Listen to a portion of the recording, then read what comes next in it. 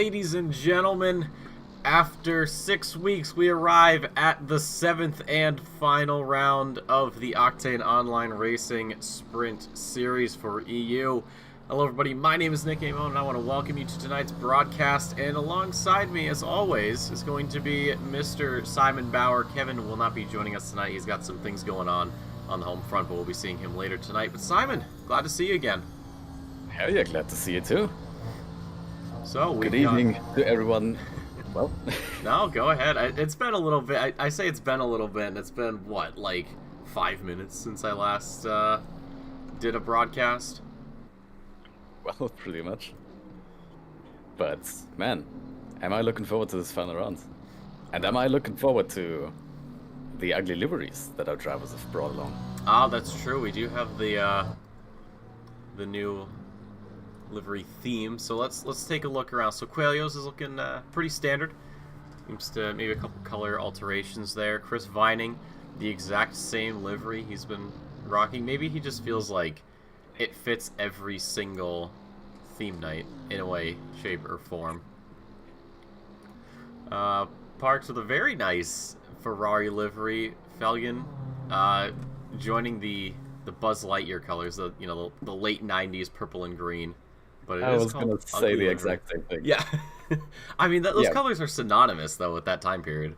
Absolutely. What else we got? He's not the only one. No, he's not. Daniel Hearn still rocking the pineapple livery, so it's keeping it consistent. Skyen with Blech, and yeah, that looks like some very questionable colors on that Bentley. I just say, either my taste is just broken, or a lot of our drivers have sort of missed the mark on the ugly liveries, because even a lot of those that purposely made ugly liveries, I actually kind of like, especially Lasse Skyen's livery. Now, to be fair, the wheels are horrid.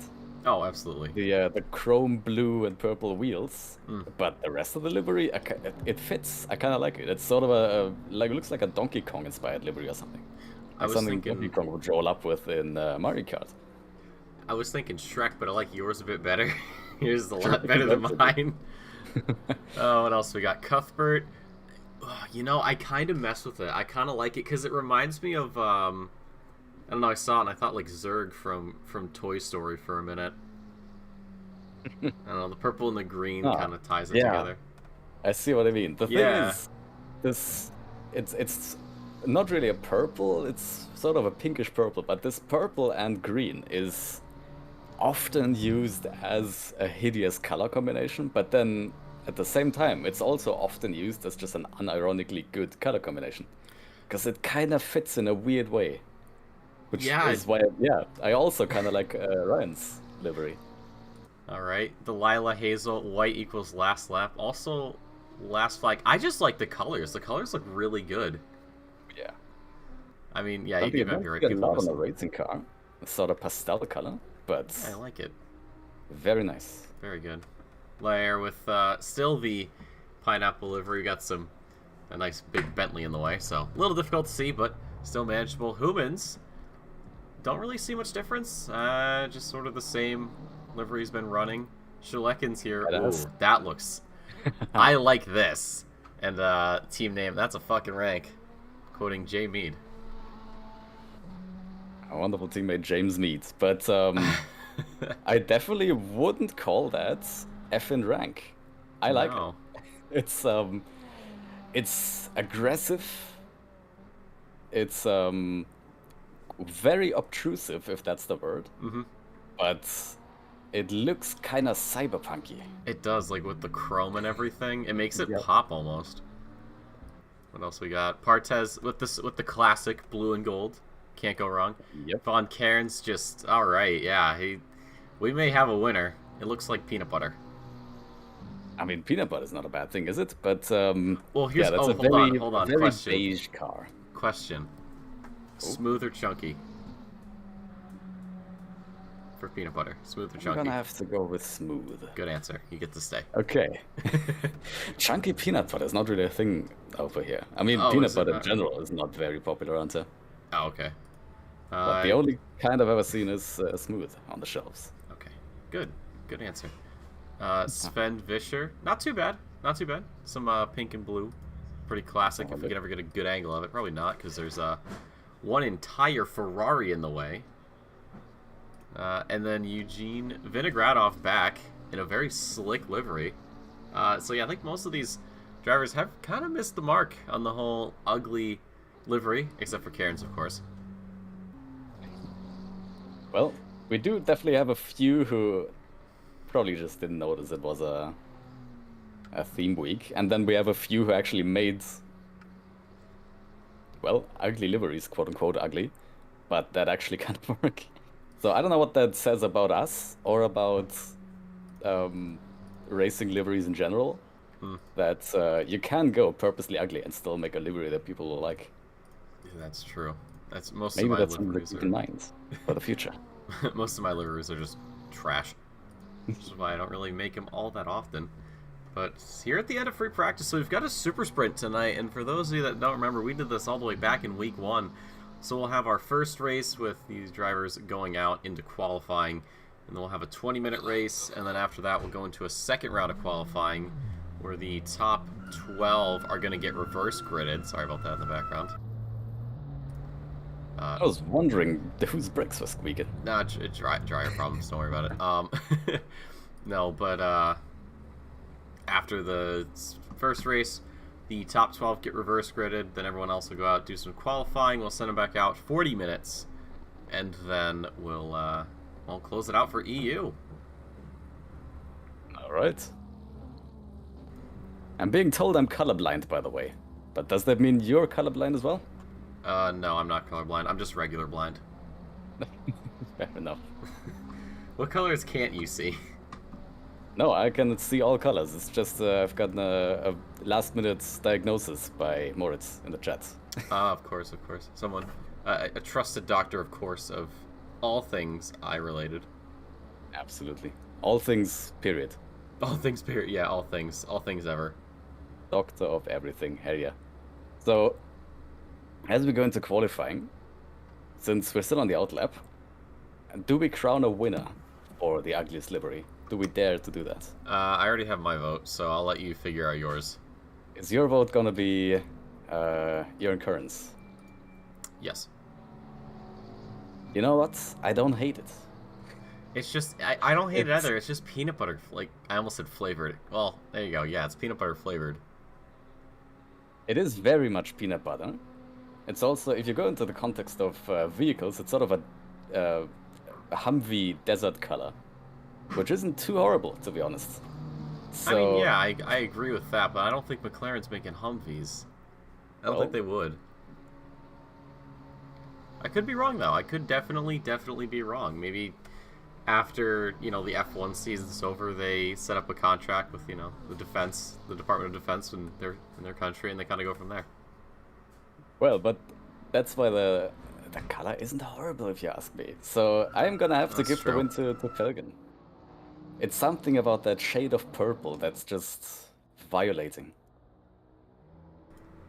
I don't know. I kind of like it, though. Because, you know what?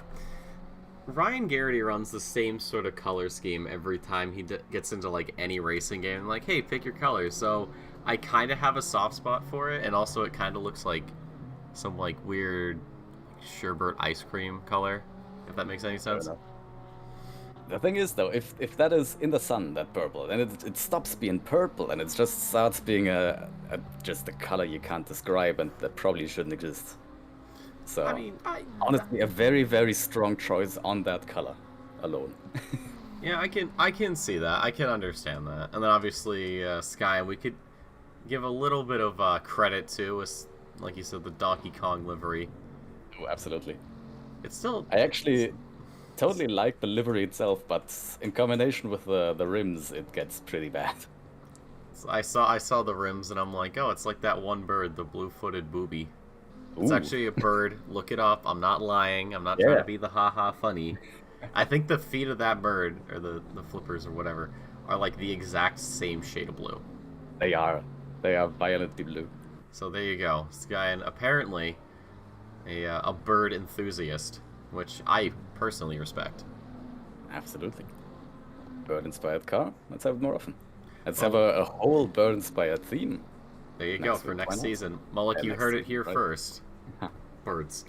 But we'll see how high Skyen's going to fly as he is crossing the line. Looks like he went a bit wide, so we'll not set a lap just yet. But in the background, it's Daniel Parks setting the bar, 55-59.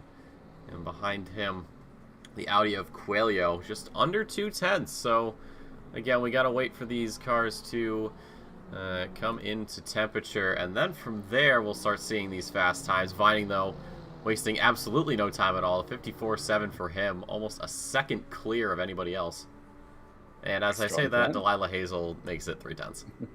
And Delilah Hazel with the fastest first sector, 32.1. Only half a tenth quicker than Vining right now.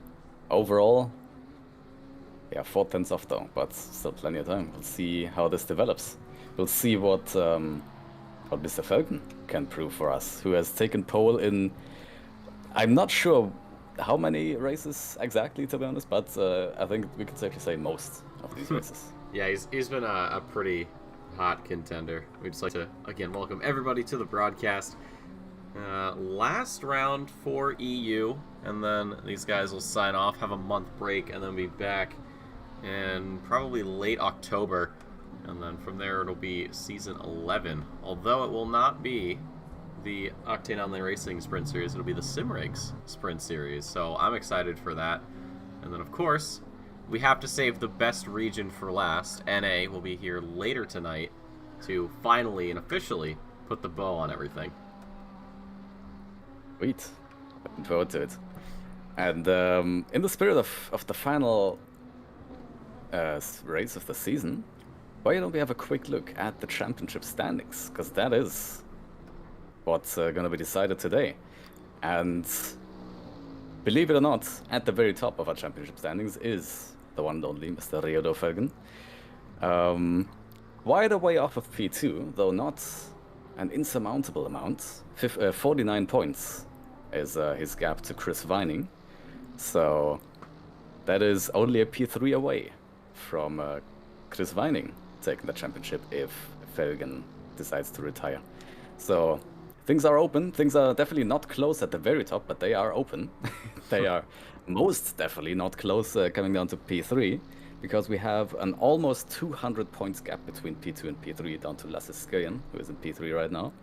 And then very close behind, it's actually getting very, very interesting for the Pro-Am Championship, because P4 in the overall championships is the current Pro-Am leader, Nelson Coelho, on 454 points, 3 points in front of Daniel Hearn, who takes P2 in Pro-Am currently, and then only 10 points down to Daniel Parks, who is P3. And then no point difference to Delilah Hazel, who is not in the Pro-Am division, in the Pro division, so takes P4 in the Pro division and then P7 overall, as it currently stands. But that is the very, very close little brackets in the championship standings right now. Overall, P3 to P7 are very close. 19 points between them. Exciting stuff, but you got to keep in mind, it is a super sprint, so even if you manage to do well in the first race, you could have everything go under in the next race, so we can't really call anything yet. And of course, we got to factor in some fastest laps and qualifying and this and that and the other thing, and well, I'll probably save that for the big boys upstairs to sort out. I'm just here to talk. Nah, I do not feel qualified right now to calculate points with the drop round. No, it's math. There's still a lot of things that can happen, especially at a track like this. And this is a track that's really well suited to the super sprint format, gotta say, because this is one of those tracks where you can really, really race and overtake closely.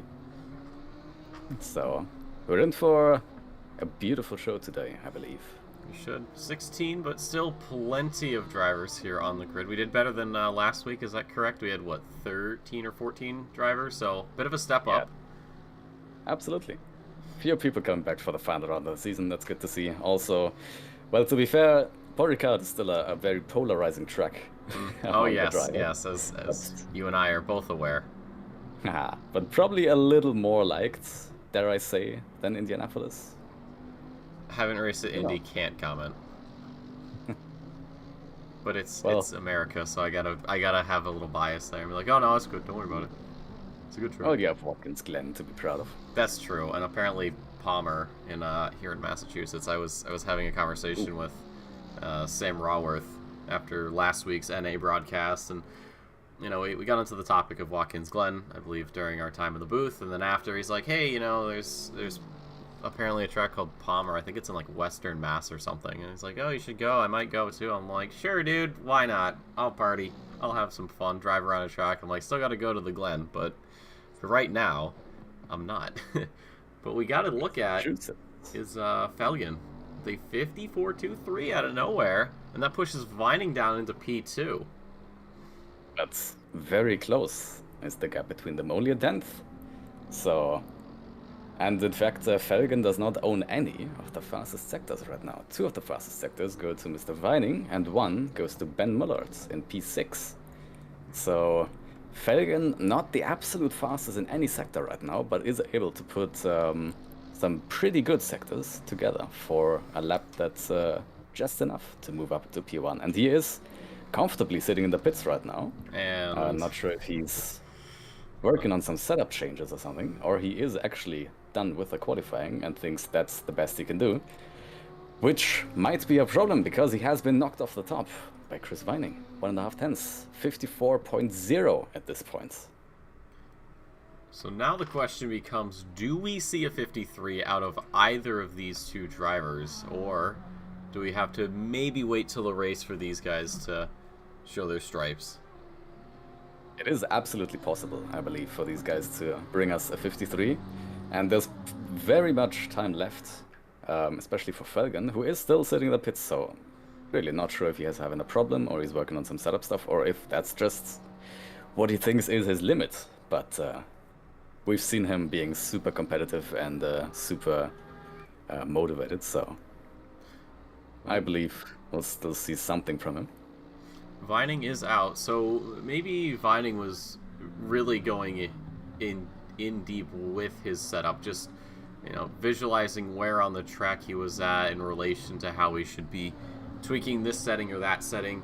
Felgen, though, probably maybe doing the same, but also I would not be surprised if he's gonna just sit the rest of qualifying out happy with a P2. So if that's the case, Vining is going to be the one to try and break that 53 barrier. It's only 73 thousandths for him, but it's going to be more like 73,000 seconds. And ACC manager in the chat, don't worry if you're wondering if you picked the right class. Classes are somewhat fluid at the start of the season. Can still be class changes if the race director really deems that you are in the wrong class, but don't knock yourself just yet. You'd be surprised what a season like this with strong competitors can really bring out in someone. Yeah, I mean, when I started, I was put into amateur, and then they put me up into Pro-Am. We've seen it this season with drivers starting off in amateur and getting moved up. We've had drivers join late, and they're given, a silver rating for the time being, and then they go through a few races, we have a break in between, and then they say, all right, well, here's your new rank. So, I don't usually focus too much on the ranks, to be honest. I'm just here to race. Yep, and don't forget, Felgen started out as a Pro-Am officially, and now he is leading the championship by 49 points. So, the ranks at the start of the season aren't always 100% correct. No, they'll always change. Right now, Vining on another outlap. He'll have another, on a flying lap. He'll have another one after this. So if he doesn't get the best run, that is absolutely no problem. Daniel Hearn now in P10. As he's finding himself on a bit of an improvement. Putting this together would put him up just 1 position, but there's still a good chunk of lap to go. So he could gain a little bit more time through this final sector. But he'll have to really, really push if he wants to get past the big old Boatley of Skyen, who is currently in the pits. So he may also be done. 1.5 minutes to go. So for a lot of these drivers, get the lap done, get another one going, and a few of them, well, this is all you got left. All of our drivers who are now in the pits are done with their quali. No more time to get around the track and start a new one, which includes Ricard Felgen. So he is going to be stuck in P2 unless Hazel or Vinogradov or someone else actually manages to overtake him in these closing stages of quali. So no improvements to go for Felgen, which means final qualifying. Well, not final qualifying, but final full grid qualifying of the season. Does not go with the pole position. But to be fair, finishing P2 in the race, even if Vining finishes P1 in both of them, would still be more than enough to secure the championship. So, well, maybe that's his train of thought right now. Not a reason to give it everything. Just use these few minutes to calm down, prepare for the race, and everything will be alright, even if he does come P2. Yep. Vining crossed the line 3,000s. 3,000s. That should show you just how consistent this guy is. So he'll have one more chance out there. Ben Humans will be over and done with his qualifying the next time he gets around to the start-finish line. On improvement, should move him up a little bit. We don't know how much exactly. So it's going to come down to the final corner. I feel like getting an exit out of this final corner is absolutely crucial. So across the line, Humans goes. And it's only enough for a P14. It pulls Schleckens down into P15, who has not had the best qualifying so far. Usually we're used to seeing him a little higher up. Yeah, well, Paul Ricard is a tricky track. It's one where you can very easily invalidate a lap. Or otherwise throw something away. It's a long lap, and it's a lot of very tricky corners, so there's many opportunities for you to mess something up. Delilah Hazel is on a massive improvement, and Delilah Hazel breaks down the 54 barrier, flashing the headlights in celebration. Vining's pulled off. He can't improve. I did not expect Hazel to do that. That was incredible to see.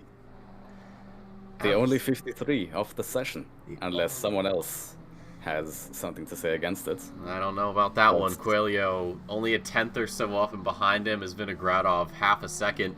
But I glanced over at the broadcast controller and I saw 0.7, and I followed it all the way to the left to the name, and I see a finish flag, and I'm like, well, hold on a second. That hasn't been there before. And Vinogradov jumps up into P3, just about past Felgen, 0.02 of a second, to push Felgen down to P4. What do you say about that? That was quite the statement right at the end. Felgen thought he was all set with that P2, and he's lost a couple positions. Ryan Cuthbert is on an improvement, and he's going to make it a P9, so a top 10 for the number 13 McLaren as he throws it into the barrier in celebration, and the flags, of course, waving in sympathy. But that was a very surprising ending there from Hazel to snatch pole position away from Vining. Genuinely a very exciting qualifying right here at Paul Ricard. And we know we've seen Hazel very competitive and very consistent so far over the course of the season, but never really challenging for those top 2 positions or the pole position.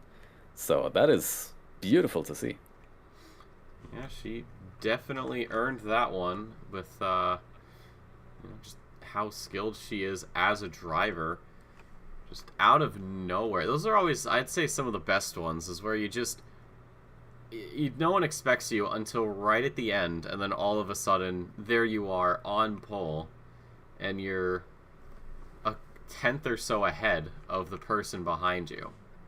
Well, I'll tell you, it is very satisfying the moment you come across the line and notice you have actually managed to grab pole, but the very next moment you start getting pretty intimidated, especially if you haven't been on pole a lot or are in a very, very competitive field, which we are in here, of course, because now you have the pressure of actually keeping that pole position or that P1 position, and you have very many drivers, well, all other drivers right behind you trying to take that position off you. So it's a beautiful feeling at first, but it's a lot of added pressure right now for Hazel, surely.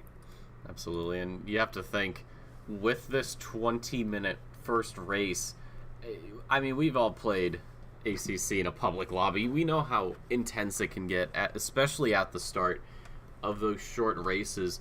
So Hazel is going to have to be on her toes to make sure that she can hold that P1, especially down into turns 1 and 2. Some pretty heavy braking and good overtaking zones, especially for these drivers.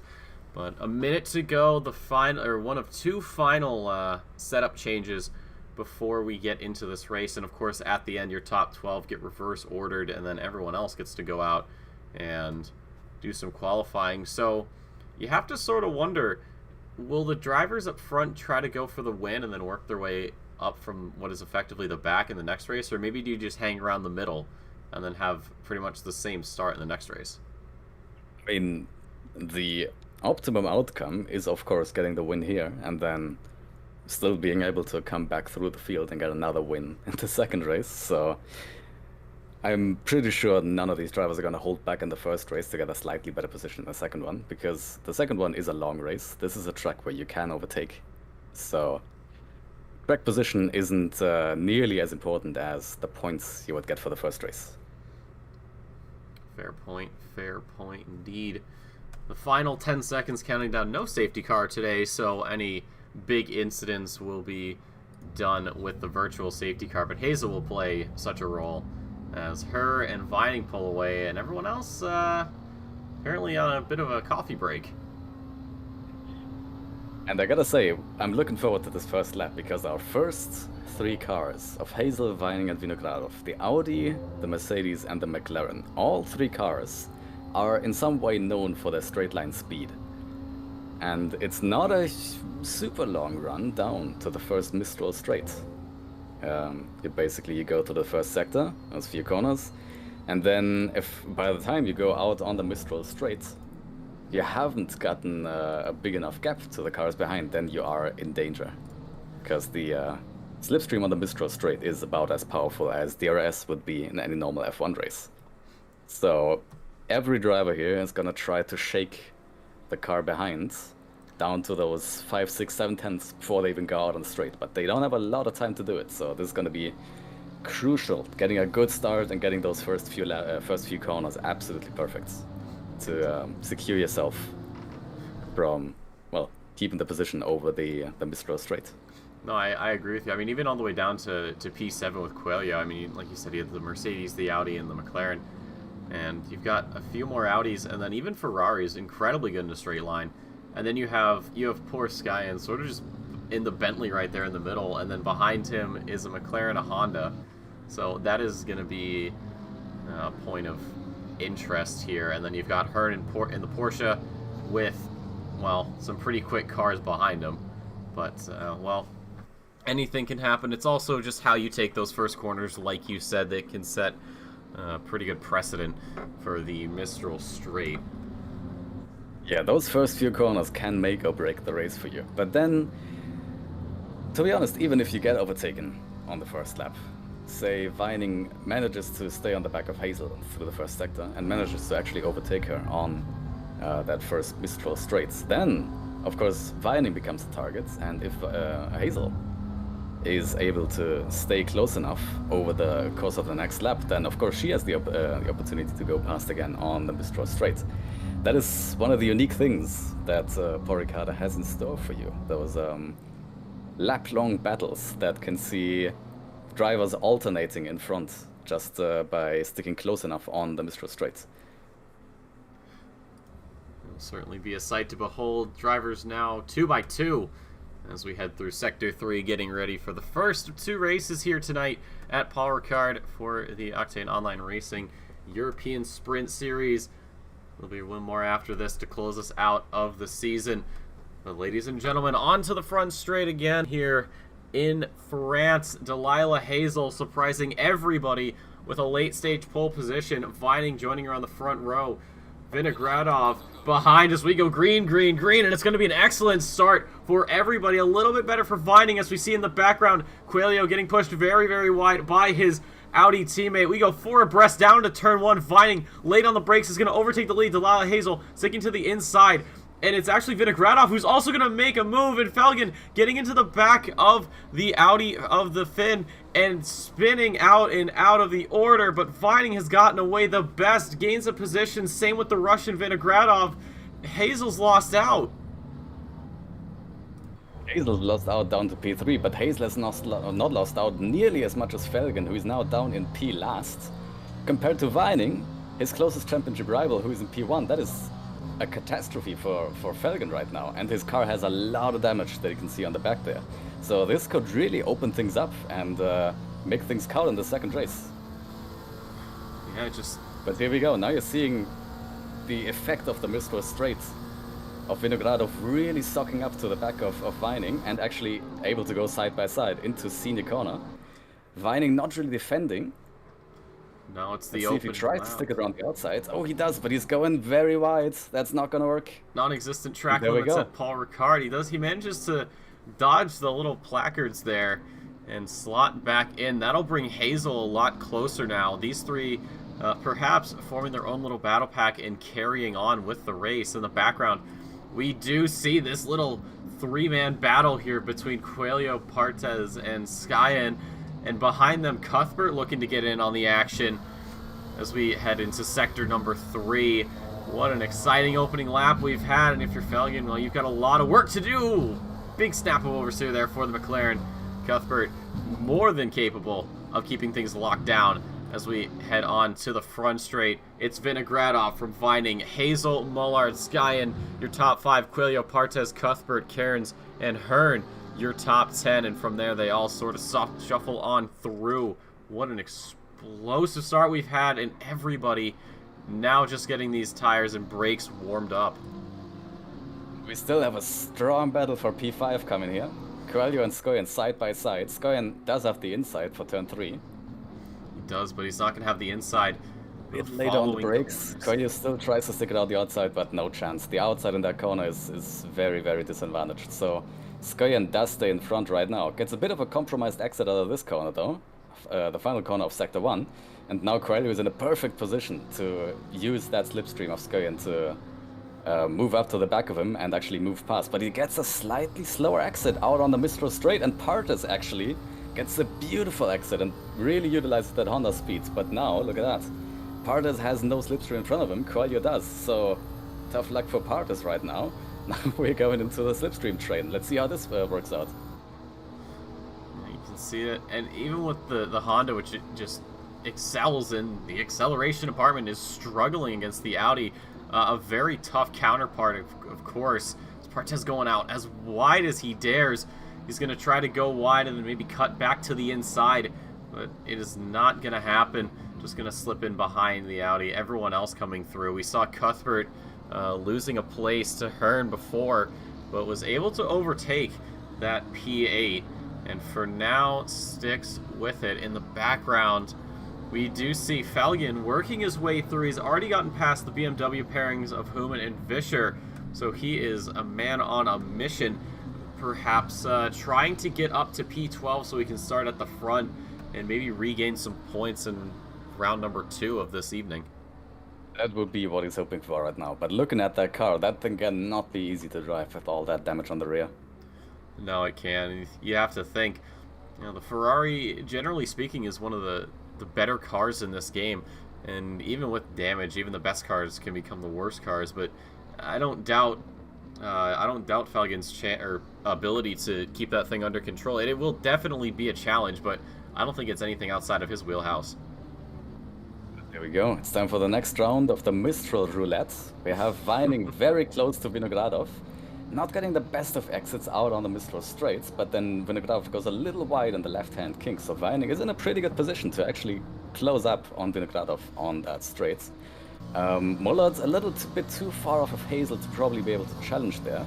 Let's go a bit further back. Skyen, Coelho, Partes still in this little, not quite DRS, but slipstream train. But Partes is able to close up Coelho right now. Yeah, and Vining using that slipstream just gets around Vinogradov. Couldn't do anything about it. He went to the inside to try to defend. Thought he had enough time, but wasn't able to. Going wide again. No, just right back into it. In the background, Mullard going wide as well with Hazel sticking to the inside line. These two Audis definitely not going to be giving each other a break anytime soon. Vinogradov, he knows that he's going to be swapping this position back and forth with Vining, so you have to wonder, you know, at some point, do you just say, hey, I'm going to stick behind for now, because if I keep getting if we keep switching positions every lap, as far as I'm concerned, by this lap, I could have the lead. Well, there's basically two things you can do. You can try to stay behind until the final lap of the race and then try to take that position on the final lap, if you feel like you can take that risk. On the other hand, the easier thing, well, not the easier thing, but the more beneficial thing to do would, of course, be to overtake on that Mistral Straight and then actually building enough of a gap up to the next lap to actually be able to keep that position, which we'll see if Vining is able to do right now. The gap only 4/10. That is, at this point, not really far enough to be super safe on the Mistral Straight. So let's see how this final part of the first sector works out for the two. No, definitely not. And you have to think just how quick this McLaren is in a straight line. I would be willing to say it's probably even faster than the Mercedes. It's not by much, but it's a noticeable amount, especially here on such a long backstretch. Vinogradov is within 7/10, but he's not really gaining any time. He's just sort of in that weird little limbo area where he's not getting the slipstream, but he is just not close enough to really gain the full effect. So yeah, he's 6 behind. He's close enough to take advantage of that slipstream, but not really close enough to really close the gap. But here we go. 3/10 now, so if you can keep that gap now, then he's much better set for the next lap. But long way to go until the next Mistral Straight, and a lot of tricky corners in between. Yeah, Coelho got really close to the back end of Skyen, who goes wide here, and Coelho's going to try to stick it down the inside, but that is going to be defended by Skyen into the next set of corners. Coelho having to adjust his lines a little bit, not something that he's used to. He's got his racing line, and when you get off of it, you have to, well, you got to take an extra second just to collect yourself to avoid going off. And we see Parks actually off in the background into the pit, so we're going to take a peek and see what happened here. This is a little pack going on. You got Fallion in the mix, and it looks like Parks may have just braked a little early, or perhaps, no. Oh, it's the 212 of Humans. Or no, sorry, Vischer. Vischer makes the mistake, and Parks is just unfortunately punished for it. And retires immediately. That's a bit of an early retirement, but definitely an unlucky incident for Parks there. Nothing really he could do about that. It did, if you look at it quickly, sort of looked like he was leaving the door open for a car to go through, but that is a very deceptive corner. That is probably the best line you can take. Take a wide entry and then yeah, aim your apex very, very late in that corner. So there is the illusion that a gap might form early in that corner, but that usually never goes well if you actually try to go for that gap. But here we go. Speaking of going for that gap, Parks has actually managed to close up to Coelho at this point, and now here's the problem though. He has closed up so soon that he has to move out of the slipstream way too early and allow Coelho to now move past again. Yeah, but you see how close he is. He's trying to stick to it. In the background, Cairns and Cuthbert as well, going door to door here at the end of the straight, and it is going to be Cuthbert that loses out, has to go wide, and Cairns for the time being holds on to P9. But to speak on the corner, this corner up here, I mean, you talk about leaving the door wide open, but how deceptive this corner is. But even going for a move from that far back is ill-advised. Yeah, I mean, according to the rules, that was definitely... I'm not sure who it actually was, the car that tried to go for the gap, but that's definitely 100% on the car that tried to go for the gap. So stewards are going to deal with that accordingly, I'm sure. Yep, and for now, we look back to the action. Vining has maintained about a 6/10 gap down to Vinogradov at the end of the front straight, although a little later on the brakes for the McLaren could pull him a little bit closer as that gap does shrink down to just under half a second, which is what you want if you're going to be going into the Mistral Straight, all that slipstream. And behind them, Delilah Hazel knocking a 7/10 gap to the Audi behind, and should not be too much of a worry unless she doesn't get these corners too well.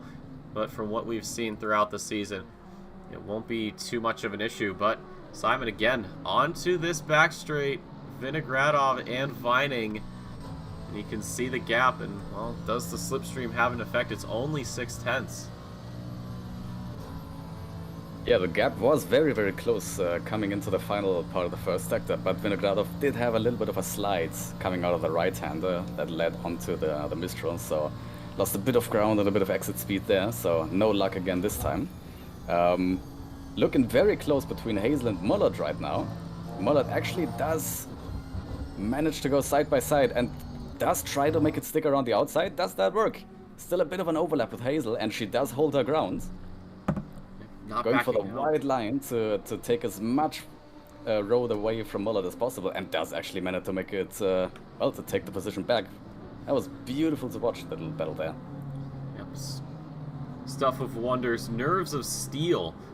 Mullard was not able to psych Hazel out of that position as we hop back. So Coelho is just losing time right now to Skyen, and Partez just sticking with him as best he can. Hearn as well using the Honda to his advantage. He knows that the Porsche may not be the best car in a straight line, but he knows the Honda is, and he knows that if he's lucky, he'll get the slipstream, while Partez does not, and that'll pull him closer, as Coelho knows that he'll have to defend from at least one car in these coming laps. Partez cannot be separated from that rear end of Coelho right now. And to be fair, the thing that's really keeping Coelho alive in P6 right now is the slipstream he's getting from Skyen. Oh yeah, and here we go. Oh, we see Partez getting a very, very messy first and second corner, and that actually opens the gap up to Coelho and closes it down to Hearn. So now we very much do have a fourth car in this fight for P5. We do, down the inside. Oh, what a move, Hearn! Very risky, very opportunity, but both cars stuff. really worked together there, or really gave each other the space. And there we go.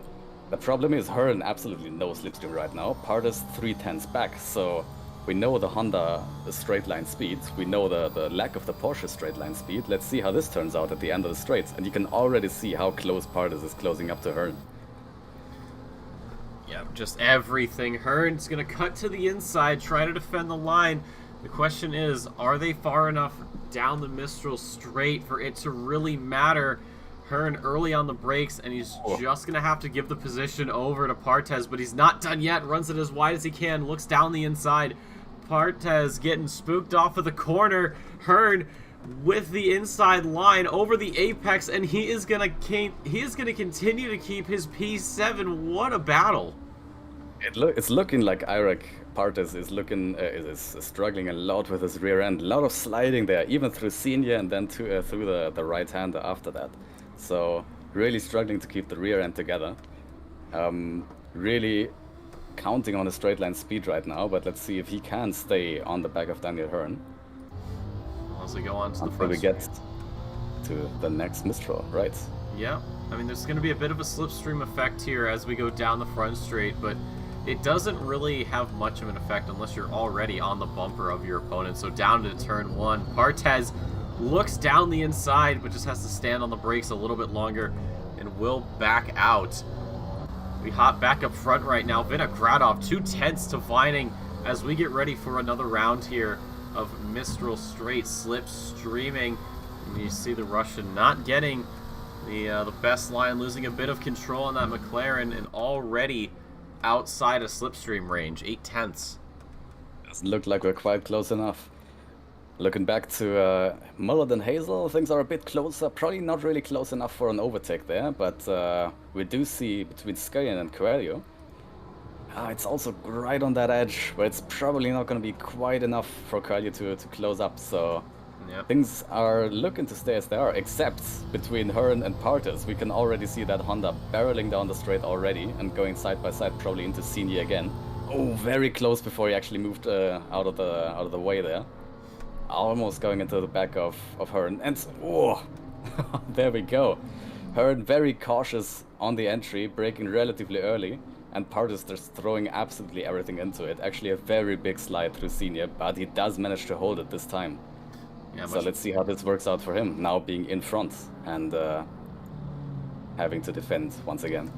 Hearn's going to have to do what he did last time, just try to scare Partez off of a corner and maintain. But we also saw him go for a bit of a dive there at the end of Sector 1 on the previous lap. So maybe look for something again if he can keep the gap relatively small.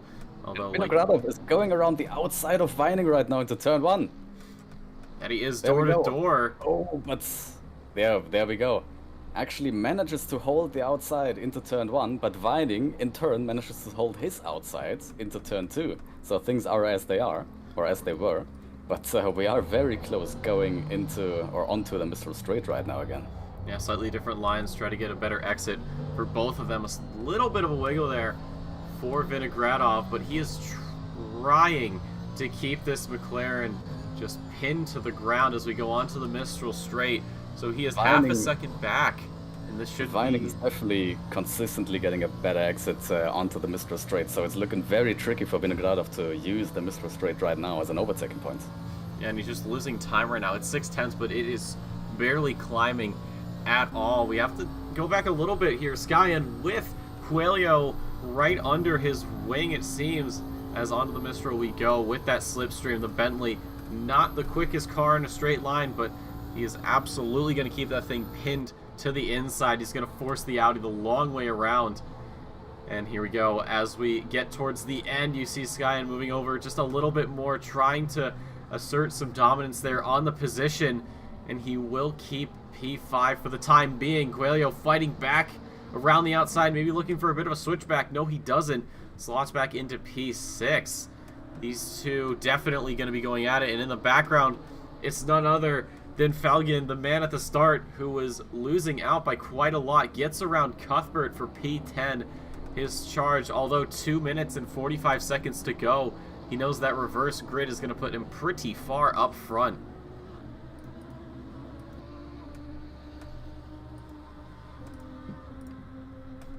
And we look to this pack up front from Skyen, Coelho, Partez, and even Hearn as we head on to another lap here of Le Castellet. It has been quite the first race here for these drivers. Obviously someone not getting it as well as anybody else, but everyone else on track doing an amazing job and finding, you can just see how much of an exit he has as we go on to this Mistral Straight. It's always half a second coming to this corner, but once they get onto that straight, it just increases and increases. But this little four-way battle for fifth is maybe where we find ourselves for the rest of the race. That battle for fifth has been raging since the very start, so these cars are absolutely inseparable right now. And now here we go. 4 cars, all very similar gaps between them. Actually, Part is probably has the closest gap out of all the cars, and we can see that Honda already closing up to the back of Coelho again. So let's see who manages to benefit from all of this. Penalty coming in for car 39, that is for Schelikens. Just a 5-second penalty right now. Ooh, there we go. Very close. Partez diving down the inside. He's got P6 for the moment. Although Coelho fighting back, not giving up that position just yet. Around the outside he has to go and give up that inside line to the Honda, but a little bit off the brakes sooner. He's going to let the car coast back into the inside line. You see Hearn there looking to pick up some pieces, and wide goes Partez. Hearn down the inside. So what was looking like a potential P6 has turned into P8 as we go on to the final lap. Hearn later on the brakes there, almost into the back of Coelho, and that's going to bring Partez down the inside. They make contact, keeping it together. Thankfully, Hearn thought about a move down the inside, but knows that he's better off just sitting back and waiting for that Mistral Straight. This is going to go for the very end. This battle between Partez, Hearn, and Cuthbert. And Skyen, always sort of the leader of that little group, of that little battle, but has absolutely been able to hold his own and not really have to defend all that much here, just super consistent. And behind him is where the battle has been raging, which is now actually pretty much extended down to Felgen, who is in P10. But also very, very interesting right now. Vinogradov once again relatively close to Vining, not super close, so probably not going to be quite enough for that start for the straights, or the Mistral straights. Muller and Hazel very close, to be fair though, so this might be something. Hazel has her hazard lights on. I'm not sure exactly why that is, but we'll see. Acting as a bit of a barrier to say anyone behind me cannot pass. It is unlawful to pass when the lights are flashing. But That Audi. straight. Oh, it's close, but not close enough. Hazel runs very, very wide. Probably using this last lap, saying I'm probably going to get some track cuts. Might as well get him here. We have to look back at this little three-way battle. Partez down the inside of Hearn. Cuthbert into the picture. So we get until the end of the Mistral Straight. Wide goes the Porsche and the McLaren and the Ferrari for some way. And door to door here, a little tap on the rear left quarter of the Honda. Partez keeping it together as we head through this long double apex right-hander. The back end of his car looking a lot like a Porsche instead of a Honda. As this battle rages on, Skyen and Coelho have gotten out of town here. So as long as nothing happens, Vining wins ahead of Vinogradov. Mullard will also barely hold on to this P3 from Delilah Hazel. And we look back now to P7, and I don't think anyone's really going to go for something. Felgen trying to get a bit of a switchback, but not going to be enough. It's Partez, Hearn, Cuthbert, Felgen, your top 10, and then it's going to be Cairns across the line. Lair has to get his Audi as well across the line, and then Schleckens, Vischer, and Humans will round it out. Schleckens with that 5 seconds, so that should push him down to P14, I believe. Yeah, Humans quite a way back. Fischer only 8/10 of Schleckens, so Schleckens down to P14, Fischer up to P13. But there we go. Nick, can you see why I love Paul Ricard now? Yes, I see why you love watching it, and I do too. Driving it's a bit different. Driving it's a whole lot of no thank you. I appreciate you. Oh, if you are in one of those battling packs, then there's few things that can beat that in terms of fun. That's true. I think Paul Ricard has sort of the effect that we saw, I believe it was with Coda, where when you're in a battle, it's a very exciting track, but when you're by yourself, it's very, very boring. That is fair enough, yeah. And I feel like that's what we sort of saw here was, it's an incredible track if you're racing against somebody, but if you're by yourself, kind of just in no man's land, you're just sort of, hot lapping until time expires. And, well, we saw that today as these drivers in the pits. Technically speaking, Park still has to finish, but I'm sure that'll get pushed ahead in just a moment. But that was a very... And he is, by the way, telling us in the chat right now that he has retired early as he already had 20 seconds of damage from the incident with Felgen on lap 1. So things not going Daniel's way at all in that race. Fingers crossed, things are looking better in the second race, but he's definitely not going to get an amazing start into that, because he is at the very best starting P13, as we have a little second qualifying session with 4 cars that will decide our starting positions from P13 to P16. Everyone from P12 to P1 will be starting in the reverse grid formation. Yep. So we get pushed forward to this second quali stage. So the only drivers that get to go out are going to be those that are hopping off the jacks right now. The 144 of Parks looking to change his fortunes a little bit as he heads on out onto track. So Parks will be setting the pace here at Paul Ricard and everyone else waiting. Schleckens as well out onto track. And then I believe we should also have a few other drivers not going for it, unless it is just the 2, but it's down to P12, so 13, 14, 15, and 16. Probably just a couple of drivers making some setup changes. Yeah, we should be having 4 drivers out on track. Fischer right now coming out of the pits. Humans as well. And Humans as well. So all of the ones we're missing out of the track right now. Let's see who gets the the P13 spots and who has to settle for the lower positions. Well, if you want to think about it in a certain way, shape, or form, you could say that this would be the opportunity to pick up a P1 in qualifying. So it depends on how you look at it. Humans is... We've lost connection. Or I've lost connection. It appears I have as well. Is that... Yep, we lost connection to the server. Good job. Well, no big deal. We can always head back in. Try it again. Okay, let me hop into the race Discord room right now to figure out what's going on, and I'll be back in at most a minute. Just realized I tried to join a server that technically doesn't exist, and it crashed my game. Good stuff. All right. No problem. Amazing. All right, Oh, I'll try to figure out what... Oh. The game works. We're back. I pulled up the task manager, and I was like, oh god, please no. It's looking like we're back. Well, yeah, looks like it was maybe just something on my end. So we still have... Oh yeah, broadcast controller, gotta reconnect it. There we go. So it's still Humans, Vining, or not, sorry, Parks, Schleckens, and Vischer out. So we are back.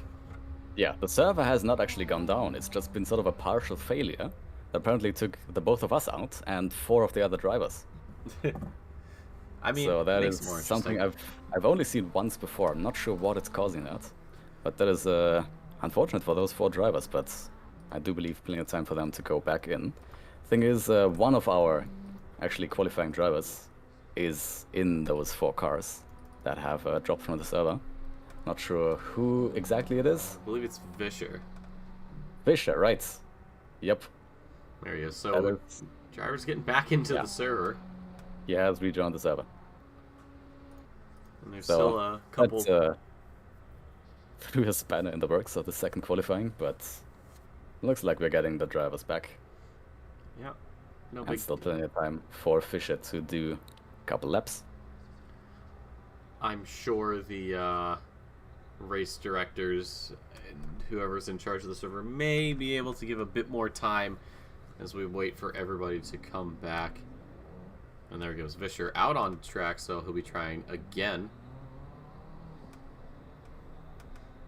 But I mean, what a first race we had. A lot of these drivers really showing up and showing out, and gave us something to really be on the edge of our seats for as we hop into Q2 for 40 minutes of action.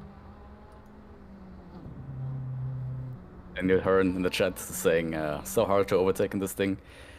That is very true, and that I do offer my condolences, because that is the way of the Porsche. Ricard is such a beautiful track for fighting and overtaking, but you definitely do need that straight line speed that the Porsche, unfortunately, especially at Ricard, does not possess. No, unfortunately, it does not. Unlike the Ferrari here, Schleckens, or... Oh, God. Schleckens, I will one day get it right. Has not gotten a time, and although Parks does set the bar with a 54.7, so Ben Humans we'll see where he ends up as he crosses the line here. It'll be at the very least a P2, or nothing at all, as he's gone wide at some point in the lap and has to try again. I'm genuinely impressed, surprised, whichever one I'll let you choose.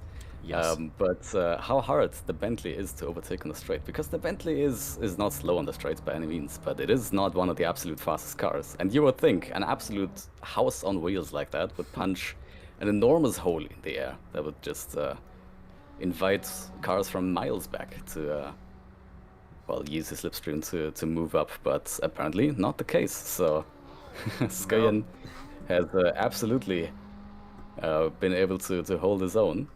Not really getting challenged all that much, but definitely getting challenged to stay consistent, not allow anyone to challenge him.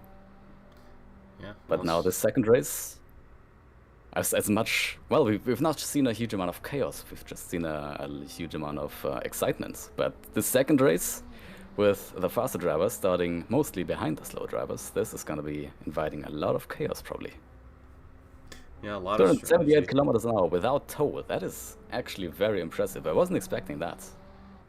That is definitely one of the higher top speeds then for the Bentley. Can we get that in freedom units, please? I don't understand. Oh, God. I will never stop asking.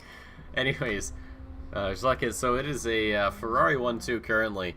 A 56.3 which is over a second and a half back from Parks at the moment. Ben Humans ideally should be able to get a lap in here, and thank you for converting that to 170 miles an hour. Appreciate you. 173 is what you get. Exact. Okay. Yeah, I'm not good at math, that's why I don't bother. Communication. Mercedes can hit 277 with 8 wing. Chris going really hard on the wing right here. That is interesting to see. But fair enough, if the Merc can hit that sort of top speed, then more power to you for using that much wing. The Honda has in the past always been one of the super fast cars on the straights. I do wonder how fast it is going with Partas, because the Honda is probably the one we've seen just barreling down the straight the hardest out of all these cars. Yeah, so might have to check in this next race how fast the Honda actually can be clocked on that straight. I'll make sure to swap over to the basic HUD so we can see in miles per hour, of course, the preferred speed designation system, and then we can convert from there. But I mean, I would even attribute the Honda speed, especially to it's a bit lower than other cars. It's a bit smaller, so you could argue that it's able to sort of slip under the air a bit better and get just a fraction of a bit speed. I guess so, but then the smallest car is probably the Porsche, so that doesn't really work out. But the Porsche's not really a speed demon. It's more of a car. Yeah, but it's the smallest car, so if the Honda is that fast because it's that small, then something doesn't work quite right with the Porsche. Well, there you go. You found the answer. It's a Porsche. Mecha does 275 with full wing. Not sure how much full wing actually is on the Mecha. Different cars definitely have full wing configurations, but still, 275 full wing, that sounds mental. Hearn saying he's getting about 270 to 275, so maybe we're just wrong about cars, or maybe I'm wrong about cars. And yeah, I do definitely remember the times when the Merc was sort of a slouch on the straights around here, which is not something you would expect. No, definitely not. But right now, very, very competitive, apparently.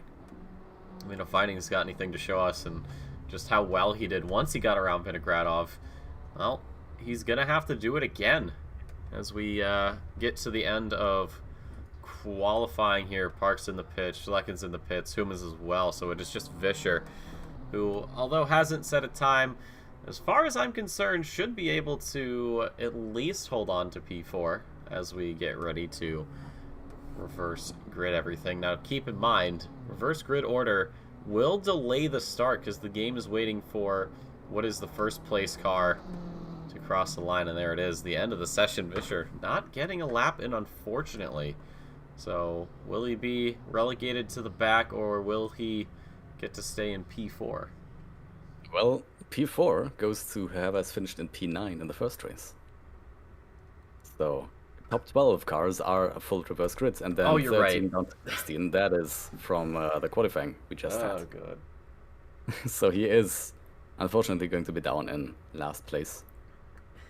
In my defense, I may or may not have stayed up very late, and then I may or may not have to get up early for class. Well, not like that's really an excuse, but you know, we could pretend. It is a unique system. But it's a very good system, if I do say so myself. Oh, absolutely, of course it is. But here we go. We are on the grid right now.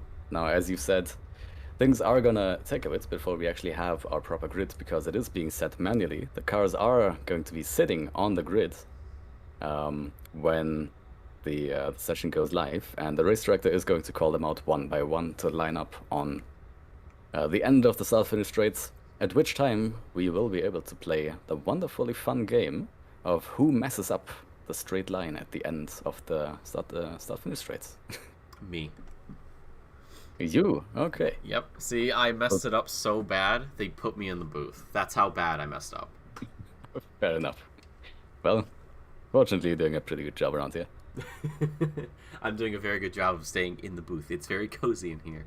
In fact, it is cozy because, you know, it's starting to get a little chilly here in southern New England. It's starting to get a little bit down in the temperatures. We're hitting like 40 degrees during the evenings, which is really nice. So it's like, hey, pajama pants, sweatshirt weather, fall's here. So yeah, it's nice and cozy here in the booth. I am already missing summer. I'm not. I'm so happy it's gone. I hate it. We had an incredibly hot summer this time, and we're just now starting into fall, and I'm already missing summer. But oh, that's sad. I wish I cared. No, I like summer's great, you know, you got vacation, but I can't do heat, man. It's too hot. Like I shouldn't be sweating just sitting and doing nothing. That doesn't make sense. It's very weird. Yeah, well, it is the New England life, I guess. But we are boiling here in Mexico. I unfortunately haven't been there, but well, you should. It's very nice. I think it's interestingly enough. I think New England is sort of on the same latitude as the Mediterranean in Europe. But I don't know. I just do have some very different climatic conditions around here. But yeah, Mexico is boiling, which I am not super surprised by. No, they're pretty close to the equator. Good evening. Wonderful to see you in here. Yeah, rooting for parties around here. Well, the final 30 seconds are upon us, so it will be Parks that the game is going to look for to start the race. As the front four are getting called up, and of course the rest of the pack will follow suit. As you can see, there they go. And then once they're all up, or no, sorry, this is the reverse grid that's being called. It has really been that long since we've done sprint or super sprint. I have completely forgotten how it works. So the top 12 that are now reverse gridded are getting called up. So once Vining takes his position, then these 4 cars will get their chance to join the grid. There goes Vining, and of course the rest of the drivers getting to pull through. Parks, Schleckens, Humans, and of course, last but not least, Ben Humans up to the front. And the line is still looking pretty straight. Let's see if we can keep it that way. You just cursed us. Good job. And actually, there we go. We did. All right. Beautiful. Good job. That is one of the straightest lines I've seen in my life. If we that is impressive. If I don't see some clapping in the chat, I'm gonna put some in myself. Then I'll be very upset because that is definitely a straight line worthy of clapping in my book.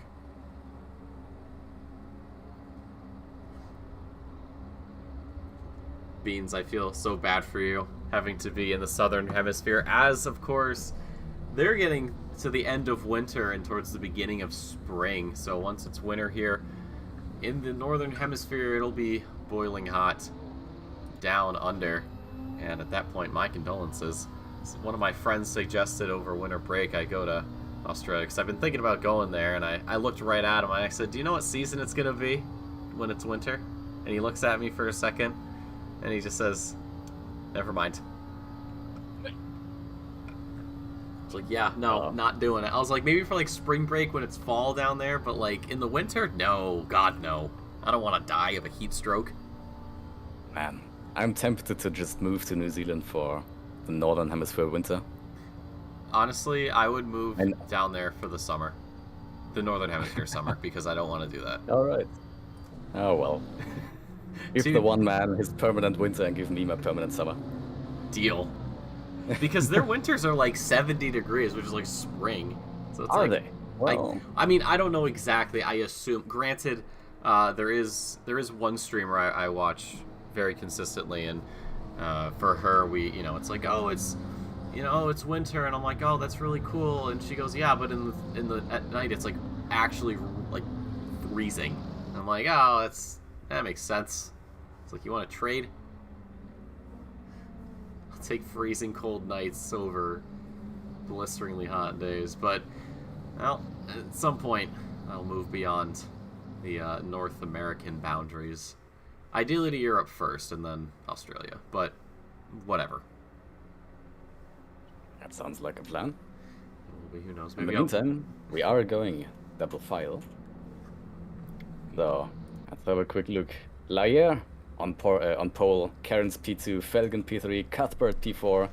Then we have Daniel Hearn, Rick Partes, Skoyan, Coelho, Mullet, Hazel, Vining, Vinogradov.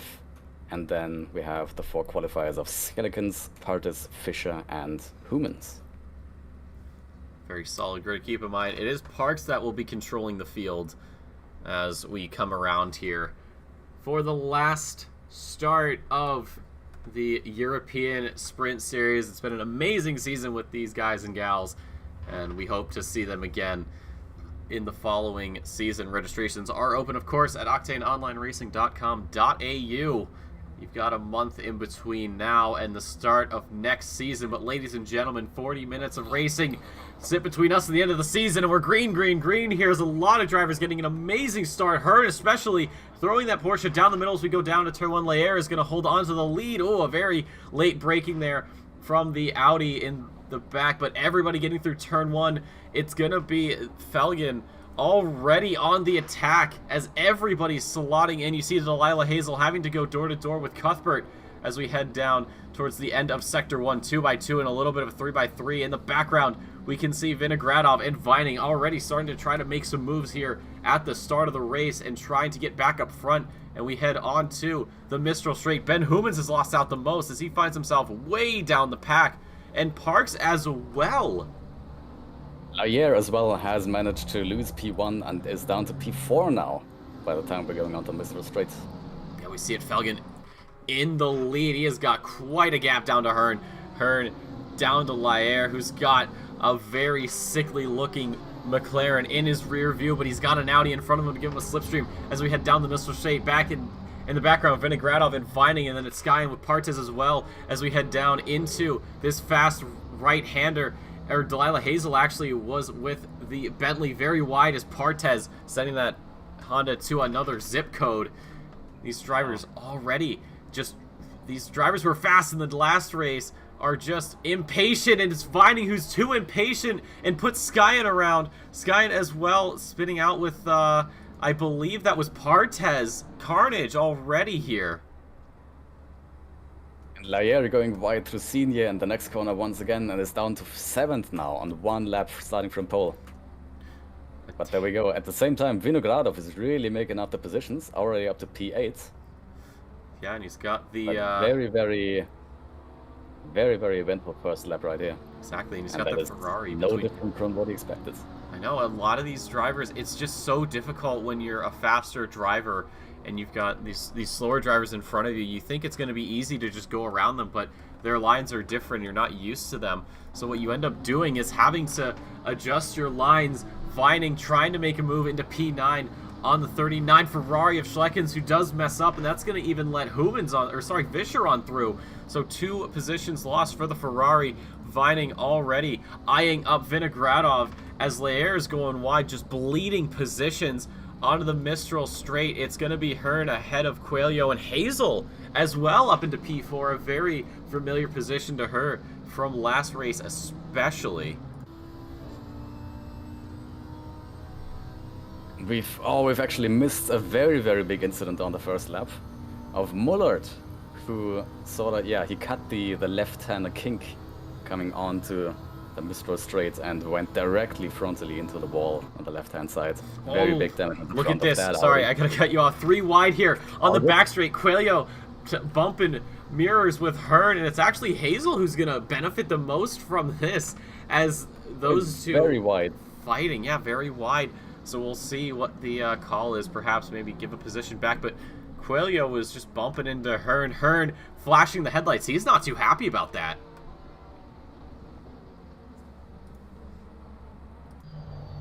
Hearn perhaps feeling like he was maybe cheated out of the position, flashing the headlights, saying, hey man, you gotta give that back. You don't know what all the bumping was for. I gave you enough room, but I guess it wasn't enough for you. As he finds himself behind 2 Audis now. Felgen still very much in control of this race.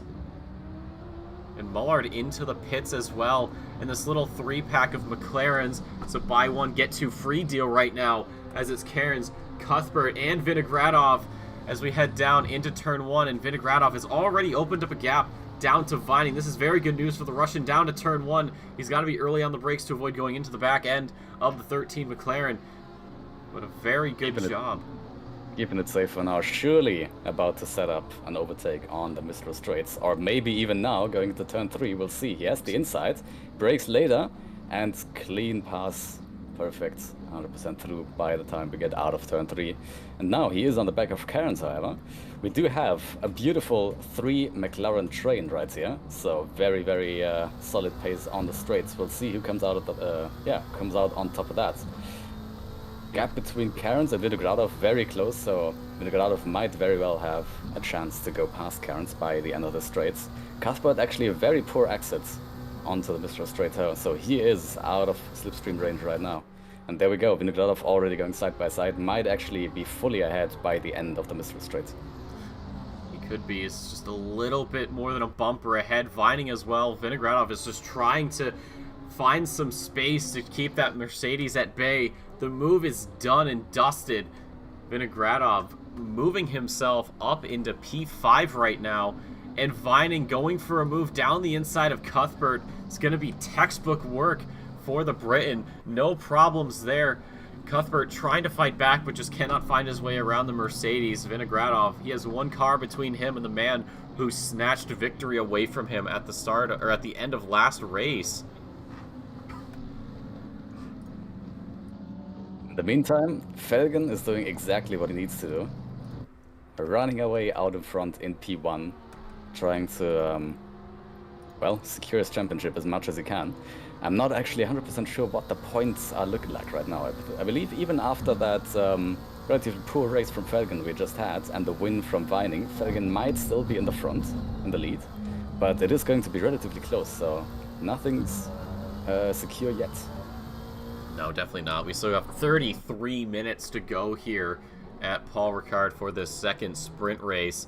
As we look back, Schlecken's having some trouble pulling away from Skyen, who has done a very good job of sticking with this Ferrari. It's been quite the eventful opening lap for a lot of these drivers, having to not only pick their way through the field, but having to get around some of these slower drivers and adjusting their lines. And we see Vining here on the back of Cairns, and with the slipstream, and it's the Mercedes, I don't think there's much he can really do.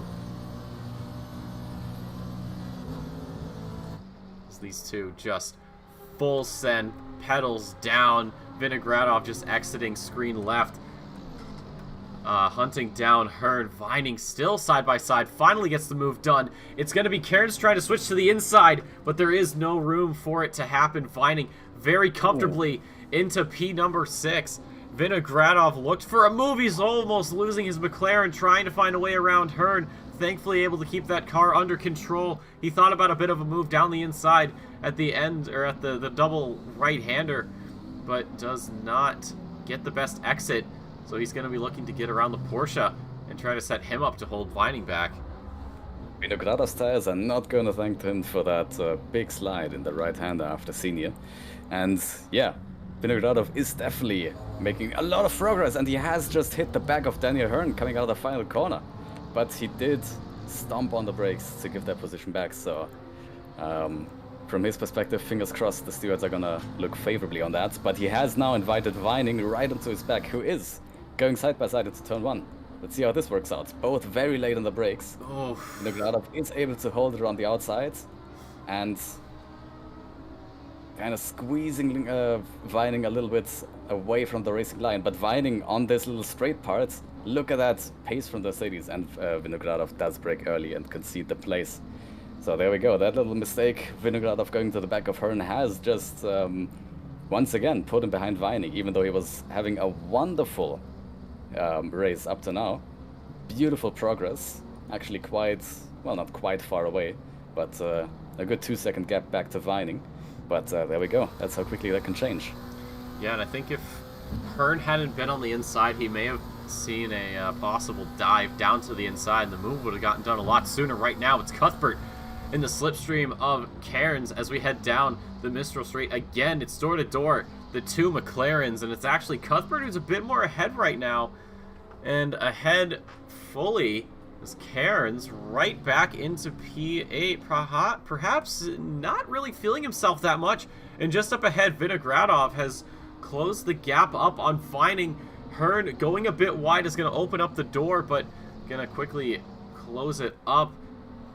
Vining thinking about a move down the inside. Vinogradov, a wider line, trying to get a straighter exit out of the corner. That he does. but he still does not have the room to run, and will just have to sit here for the time being. Earn very much the cork in the bottle of this two-way battle between Vining and Vinogradov. So very close to the back of Hearn once again, coming out of the final corner, but this time it's Vining. So these guys are going to be having a lovely battle just behind Daniel Hearn. And, well, Vining is going to be hoping to be close enough to Hearn on the Mr. Straight to actually get past and use him as a bit of a buffer. But this is something very exciting to see right now with this two-way battle between two very fast drivers, and then a still very fast but slightly less fast driver at the front, holding both of them together. Yep. And Parks getting around Schleckens for P12 right now at the end of the front straight, a little later on the brakes for the 144 Ferrari. Was able to snatch that position up at the last possible second, and as he goes right on through, Schleckens has to just go a little bit earlier on the brakes. So on to the back straight once again. Daniel Hearn finds himself giving a slipstream back to Vining, who gives a slipstream to Vinogradov, and we'll see what can happen. Once again getting a very good exit and already very quickly closing up to the back of Daniel Hearn. Easily going to be able to go side by side. Hearn doesn't even fight it. Vinogradov at the same time relatively poor exits onto the Mr. Straight and is actually far enough away that he doesn't even get the benefit of a slipstream. So there we go. That is Vining past Hearn, but look at the amount of speed that McLaren can carry through Senior. That is a lot of wing, a lot of downforce on that McLaren, which might also explain the relatively poor straight line speed, but there we go. Oof, Vinogradov. Another little incident from Vinogradov, trying to go for the inside on Hearn, but Hearn very quickly closes that away, and Vinogradov has to pull out, cut across the inside of the track, hit a bump, go wide, so hasn't cost him a huge amount of time, but he is quite a bit away from Hearn now again, so he has got to get on with it to be close enough on the start on the Mr. Straight to manage to get past Hearn and keep chasing Vining. Yeah, it was looking like a very good little switchback maneuver there, but like you said, the door just got closed last second. There's nothing he could have done about it. Right now, Sven Vischer finds himself two Ferraris in tow as we head down the front straight. That BMW pretty far ahead right now. Not too much of a worry there as he's able to maintain and hold his position.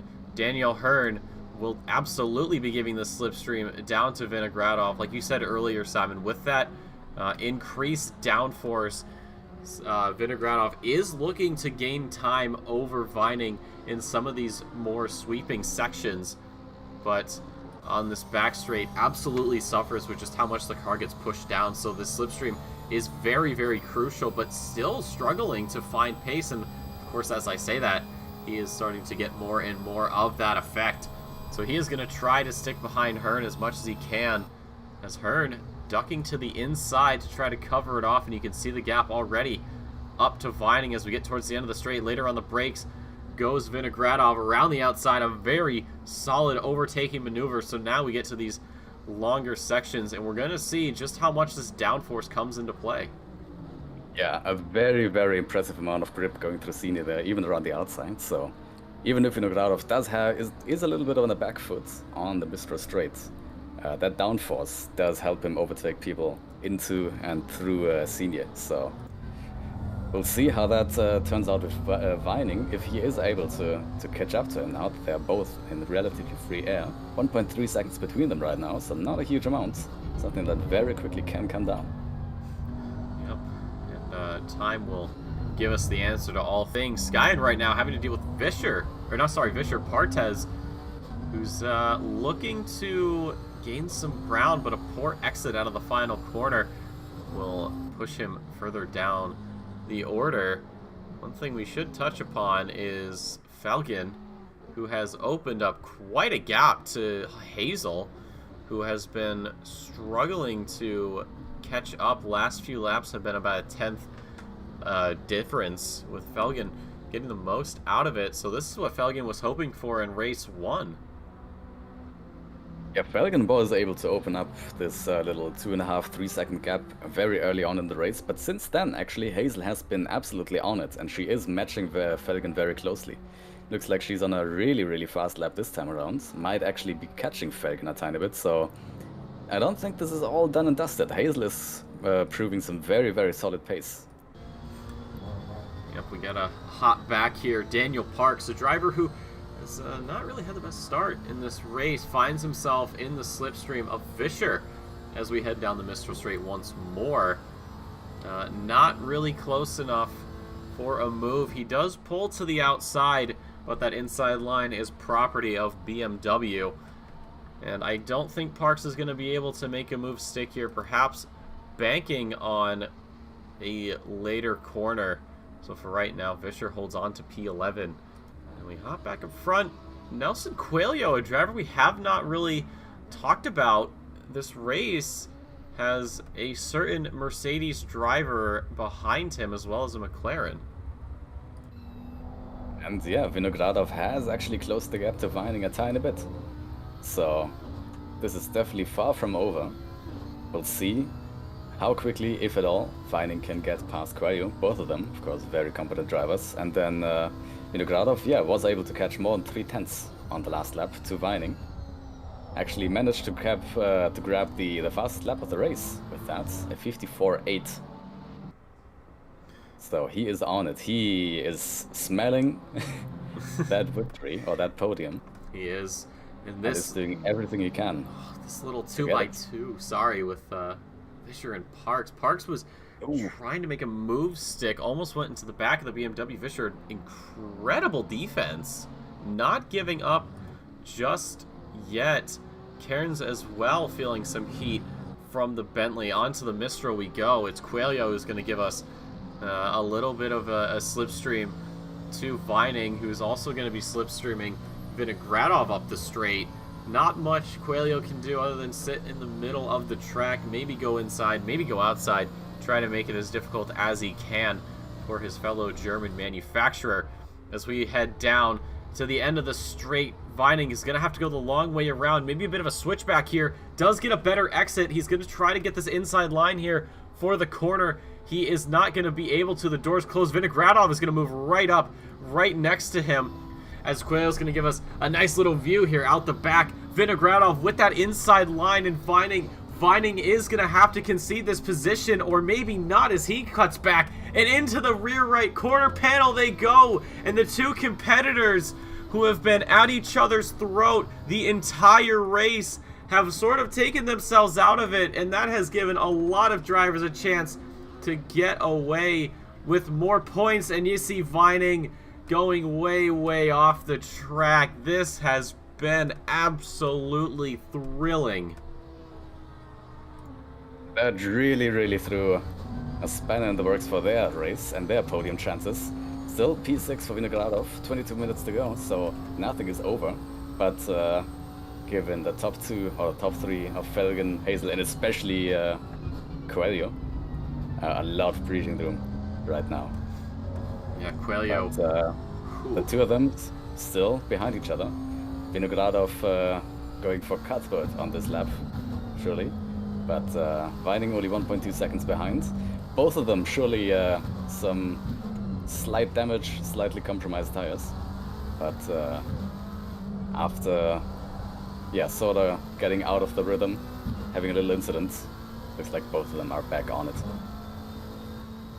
Yeah, you saw Coelho. He knew that there were two cars who were vying for position. He knew he could possibly lose 2 spots in one corner, but breathing a sigh of relief as those two come together. Cuthbert, a driver who benefited from that little incident earlier, but has to give Vinogradov some slipstream, although with the increased downforce that Vinogradov has put on his setup, he does not get the straight line speed even with the slipstream, as Vining has gotten around Skyen, or has kept Skyen behind, excuse me. Cuthbert, though, a slightly wider line does give Vinogradov a chance to go down the inside, but the Russian opting to just stick behind for right now. He knows that he's going to use Cuthbert at some point as a buffer down to Vining, who's already back on the charge to getting around.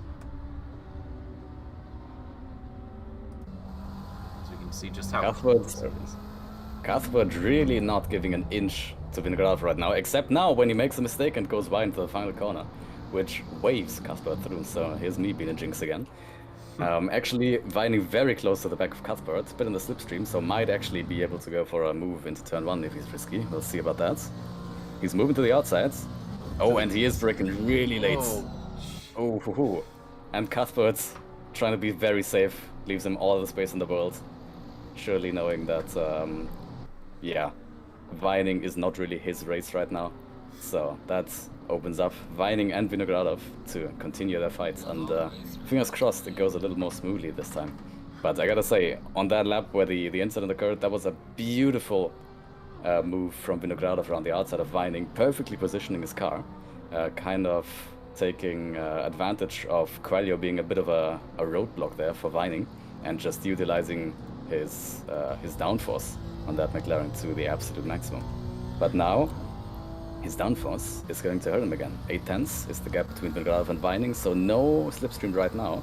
But even then, Vining is closing up on Vinogradov on the Mr. Straight right now.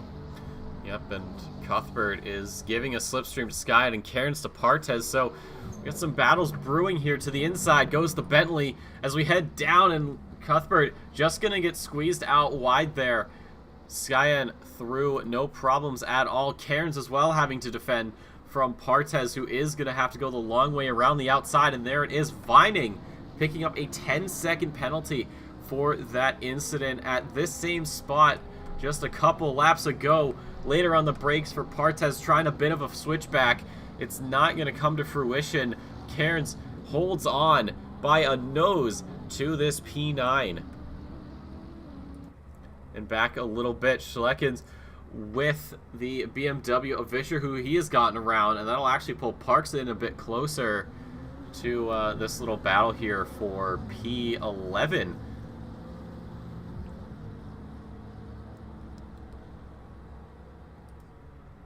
Ben Human's also with a 5-second penalty from earlier. I'm wondering what that's all about. It's very, very strange.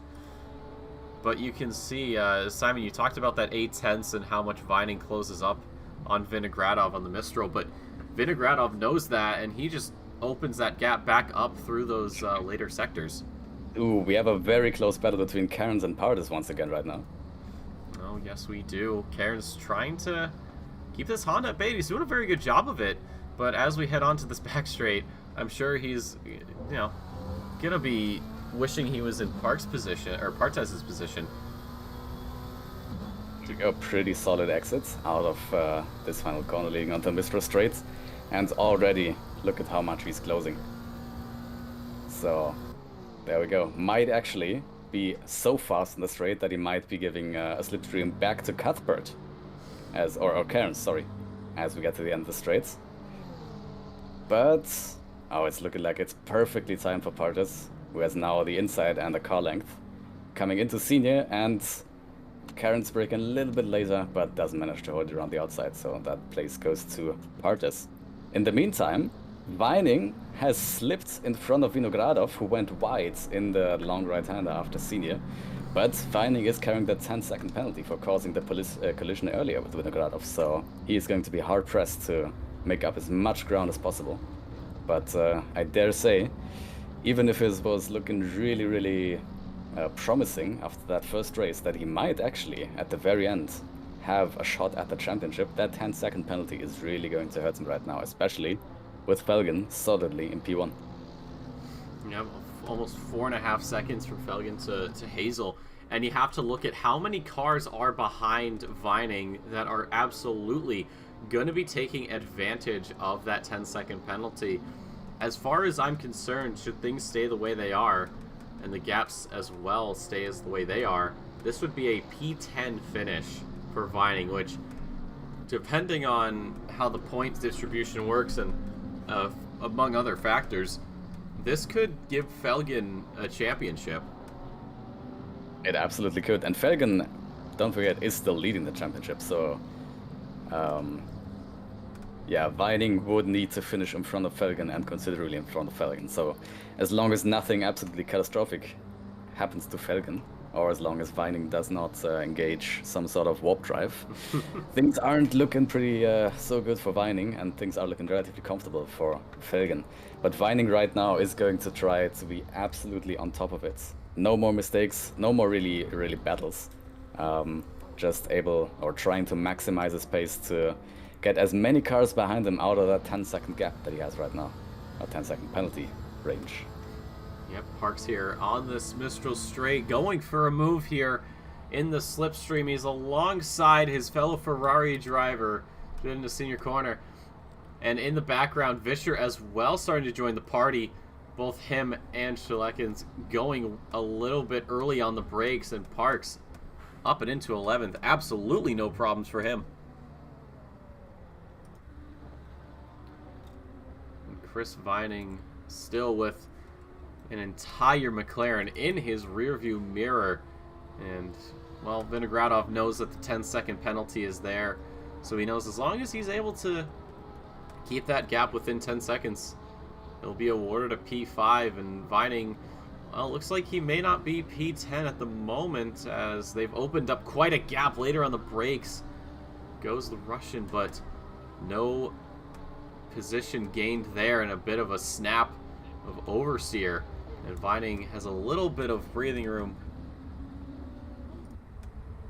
Yeah, little mistake on this lap so far by Vinogradov, but I gotta say, on the last lap, Vinogradov was faster than Vining. So even if Vinogradov is comfortably getting that position from Vining right now, if he stays in this gap, which it's looking like he is, if Vinogradov is able to go faster than Vining, then he definitely will want to overtake Vining and actually use that pace that he has, which would really hurt Vining, because he cannot afford being slowed down by anything like a battle. No, you're absolutely right. And with that last lap, of course, the gap is going to be a little bit bigger. Lap times are going to be a bit longer. But still, if you look at the sort of the average these guys have been putting out, they're very, very close to each other. It is about a 1.5 second gap between Vining and Vinogradov. We look back, Vischer in the slipstream of Schleckens as we head down the Mistral Straight again. This is obviously the most popular overtaking spot here at Paul Ricard. Very long straight, a lot of slipstreaming. And into P12 goes Vischer, able to hold his line through the tail end of that front, or that back straight. And looks like a little bit of a drift, able to keep that BMW in the right direction, and Schleckens just going wide. Look like those tires are starting to suffer. We've only been, well, we're close to getting to the 30-minute mark. This track, as we've had a few in the past, is relatively hard on the tires, especially if you're fighting, especially if you're just trying to throw that car around as hard as it goes. Sometimes drifting through Senior and a few of those other fast corners, which we've seen a lot so far. So tire life is going to come into effect right now, especially. And we will find out who has been able to keep the car a little more calm over the course of this race. That's a question that... There we go. Vining on the back of Hearn once again. Not quite close enough to profit from the slipstream going through Mistral Straight just yet. At the same time, Vinogradov actually getting a pretty solid exit, but half a second behind Vining, so he is going to gain a little from that slipstream, but obviously he has a very, very downforce-oriented car, not gonna do much for him right now. It looks like a lot of racing kind of settling down. Although we have Lair and Humans with that 5-second penalty. Lair struggling to keep this Audi pointed in a productive direction. Very different showing than we saw from last race here, and Vining and Vinogradov closing in on Hearn.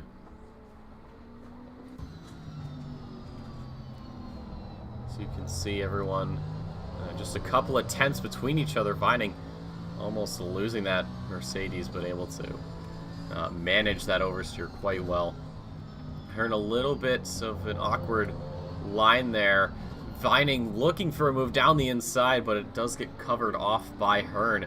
So onto the front straight we go. Just a little under 11 minutes to play here in the final race for the EU Sprint Series. And Vinogradov has done a stellar job of keeping with Vining through that third sector. Very risky, but very effective if you are close enough. That little dive into the final corner. But hasn't worked out for Vining just yet, but he is more than close enough if he does keep this gap through the final part of the first sector to Hearn to benefit from the slipstream on that mid-stroke straight. So we'll see if he gets a solid exit and what kind of exit Hearn is getting. Of course, Hearn is not going to be all too fussed about keeping Vining behind, probably, because we will remember that 10-second penalty. But not the most amazing exits going out onto the mid-stroke straight. Still relatively close between Hearn and Vining, so it might still give a chance for Vining to go for a move into Senior. And he is getting close. Looks like he is going to be able to move side by side. Yep, going to the braking zone of Senior. Absolutely insane the overspeed the Mercedes gets in the slipstream of the Porsche. Big slide once again. Definitely torturing those tires, and at the same time, Vinogradov able to carry so much speed through Senior that he is able to just dive down the inside of Hearn and hold it. So now, once again, Vinogradov behind Vining once again. Hearn probably not too fussed about losing the position to Vining, but Vinogradov was not one he wanted to lose, surely. But now Hearn will be trying, of course, to stay within those 10 seconds, which 9 minutes to go in the race, looking relatively, relatively comfortable for him. But Vining definitely not going to be comfortable right now. Still, not a lot of, well, not very few cars behind him in this 10-second gap, so he will still be losing quite a lot of positions at this point if the race were to finish right now. But once again, relatively open air right now for him. 3 seconds up to Coelho, which we'll see how fast he gets that gap down until he has to struggle to overtake the next car. But in the meantime, he can absolutely try to make his pace count and try to open up that gap as much as possible. Yep, and you have to think for both of Vinogradov and Hearn, it will be a top 5 finish for the both of them. So Hearn knows that if he stays with Vinogradov as best he can, he'll be rewarded with a P5. And then Vining from there has to figure out where he's dropping down to. But we have to look to Felgen, because his gap to Hazel looks to be about 10, it says 6. Oh, maybe actually it might be about 6 seconds, depending on what we're going off of. But this has been a very comfortable drive here for the Norwegian, with that chaotic start and everyone getting mixed up with everybody else, and Delilah Hazel falling off the pace a little bit, and Coelho as well. So the top 3 currently, or the top 2 rather, finding themselves in rather comfortable positions as Vining sort of making a beeline for Coelho, Vinogradov running wide. Felgen is definitely striking me as a bit of a tire whisperer so far in this championship. I mean, we've seen earlier in this race Hazel actually being able to match him on pace, on some laps slightly beat him on pace. But now, as the race is nearing the end, the tires are going to fall off, and Felgen has definitely been able to open up the gap a little more, seemingly having been able to keep those tires alive a little better, which is very similar to what we've seen last time at Indianapolis, where, of course, Felgen was absolutely dominant, to be fair, but he was even more dominant in the second half of that race than in the first half, where all the other cars started struggling on the tires, and Felgen apparently is protecting those those tires like a hen would its eggs. It's very. Is that a weird? No, that works. Probably? That's a very good analogy. I appreciate it, and you know, that's being able to manage your tires is especially a difficult skill, even on tracks that have those high tire wear levels like Indianapolis. So for someone like Felgen, it looks like he's just out there, you know, driving and not really having too much to worry about, but I'm sure in his head he is able to perfectly calculate exactly how much he needs to drive the car to maintain as much optimum tire grip as possible, especially in races where we don't get a pit stop such as these super sprint races where it's 20 minutes and then 40 minutes, and Well, there's no time to really pit right now, though. Vischer under attack from Schleckens here as we head onto the back straight once again. He's able to hold on to P12, but with this slipstream, Schleckens most likely will have to go around the outside. Not much of an effect, though. He didn't get the best exit, although that slipstream now just coming into effect as he pulls in closer. Vischer as far over as he dares, saying that if you want this position, you're going to have to go around the outside, door to door here. At the end of the straight, it's a little bit later braking for the Ferrari, but has to back out. Vischer, an incredible defense here, as he has just 5 minutes left to hold on. Coelho has opened up his gap to Vining. A lot of sliding in this right-hand corner right now, which invites Schleckens to actually dive down the inside on the left-hander after that. And once again, Vischer going wide, which allows Schleckens to take the position and go through. So let's see if that is all done and dusted between them, or if we are going to get a little more fighting. Maybe a few more little mistakes in these final 4 minutes. Definitely looking like Vischer has a lot of battling experience. Very strong defense we just saw from him. And very, very close on the margins as well. So if he can bring the pace to stay close to Schleckens, then I'm not sure if this is all done. I would not count them out just yet. I think these two will be battling long into, well, I'd say even long into next season. If this is anything to go off, if these two do come back, Vischer, I wouldn't be too surprised if he got promoted up to Pro-Am if he registers for next season, because despite the fact he's been kind of far down on the grid, he has done, a very, very good job of just holding his own and trying to maintain his positions as cleanly as humanly possible. Hopping up front a little bit, Vining has struggled to close this gap to Coelho. Despite being faster on that last lap, he's been having to deal. We've had a spin from Skyen. Where'd he go? He has just spun out of senior. I'm not sure if he has. No, I don't think he has actually lost the position, but he has invited Cuthbert to within a second of him, and he has definitely cooked those tires. That hurts. That sideways spin over those really abrasive strips around the outside parks of into the pit lane. Could this be for fuel, maybe? Perhaps miscalculating?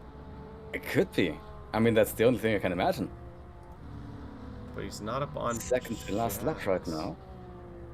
It's taking a long time to fuel up. Is he? Have we had problem from him again? I don't know. It's just going from bad to worse, just giving positions away. We do have to pay attention, though. The battle for P3, Coelho has sort of lost a bit more time out of those last few corners.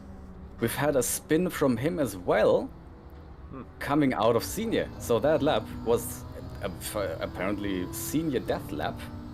But Parks has definitely not come off as easily as, who was it, I believe, Skyen? Was it Skyen? Yeah. So while Skyen spun to the outside, Parks did spin to the inside and hit the wall and has teleported back to the pits because of that. It's be catastrophic damage. Vining around Coelho with that slipstream, although Coelho not done quite yet down the inside. Vining is going very wide. And Vinogradov as well. Not sure how the stewards are going to look at that. I don't know. It's going to be quite interesting if Vinogradov up the tailpipes of the Audi down the inside, and Vining gets taken out by Coelho. And Vinogradov will gladly slip on through. The last lap call coming out, and it has been drama.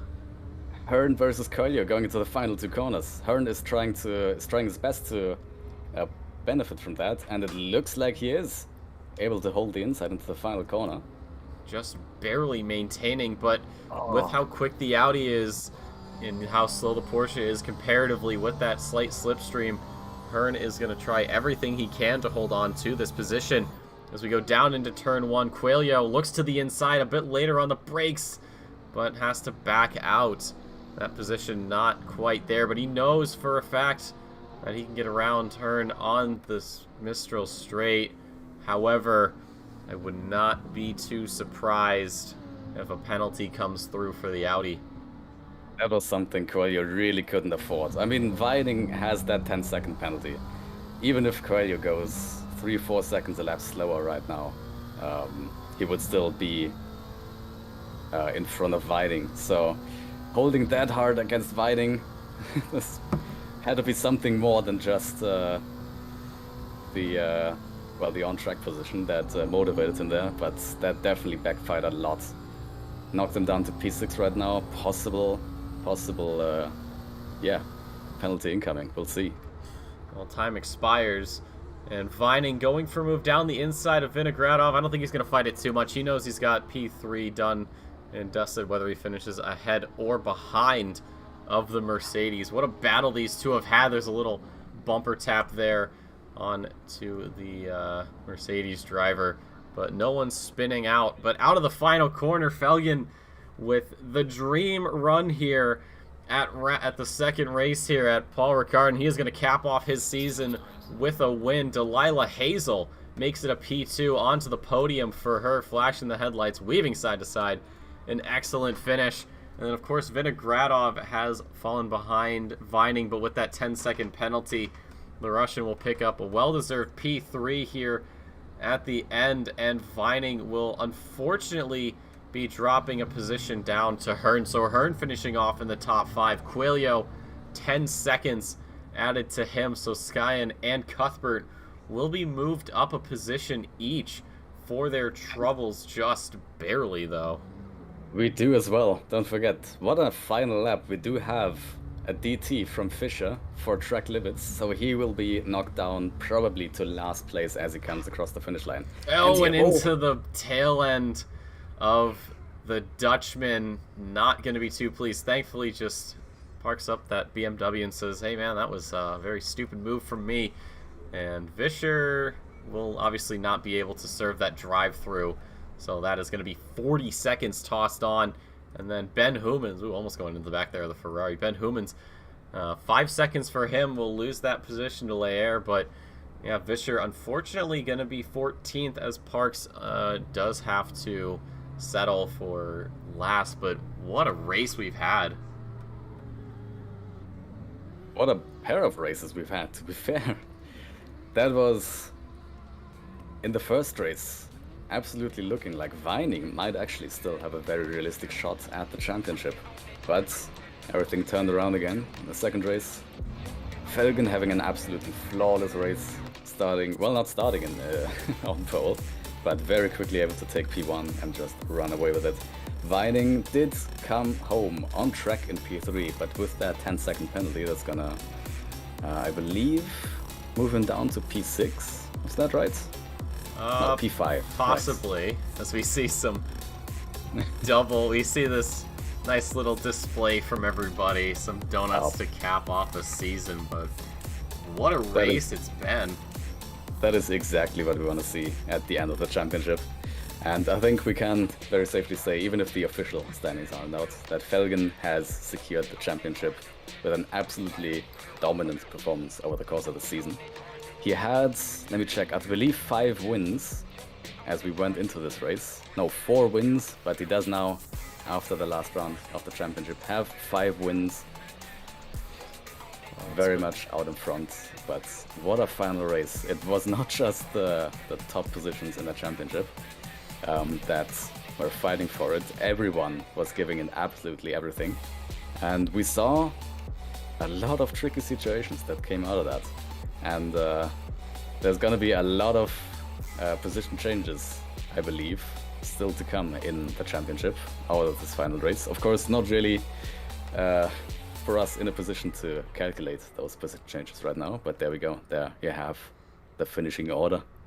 Yep, so top of race 1 here. So overall, it's Vining, Vinogradov, and Mullard, your top 3. Pro-Am, it's Partes, Hearn, and Cuthbert. Amateur, just Fischer, the only Am to show up. And then race number 2, overall, Felgen picking up a well-deserved win. Hazel joining on the podium, and Vinogradov will be gifted P3, winding down to P5, so not as far as we initially calculated, especially with Coelho picking up 10 seconds.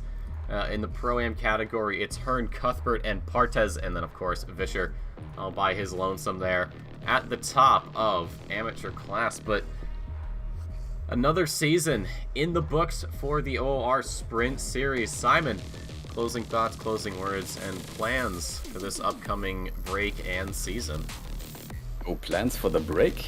Well, I'm gonna keep doing what I'm doing and racing my own leagues, but for the next season, I will very gladly be back in the commentary room if you do want me back. But, well, this has indeed been my first ever season commentating on anything, so I'm very happy with how it went. I had a lot of fun. I think I learned a lot. It's beautiful to see you guys in the chat praising us for the commentary, and I will praise those of you that were in the race for giving us a beautiful show to commentate on. But I guess that's it for me. It's been a pleasure to be able to commentate for you. It's been a pleasure to be able to watch you guys race, and I hope to see you again in the next season. Well, it's been a pleasure having you in the booth. Your commentary is very, very insightful, and obviously adds a very nice dynamic to the booth. So hopefully, I get to commentate with you again next season. I know that for me, my break is looking more just like a nice little, a break from commentary in the OOR. I will be back next season in the booth for North America, guaranteed. Maybe EU, unless we can find somebody. But what a season we've had. We have one more set of races to do later this evening for North America. I'll be joined by Kevin Parody and Sam Raworth for the second half of that broadcast, of course. But ladies and gentlemen, on behalf of myself, Simon Bauer, and everybody here at the OOR and everyone in EU, we'd like to thank you so much for your continued support. Sprint Series takes a month off, and then we come back for the SimRig Sprint Series in October. We hope to see you there. But ladies and gentlemen, until next time, stay safe, stay beautiful.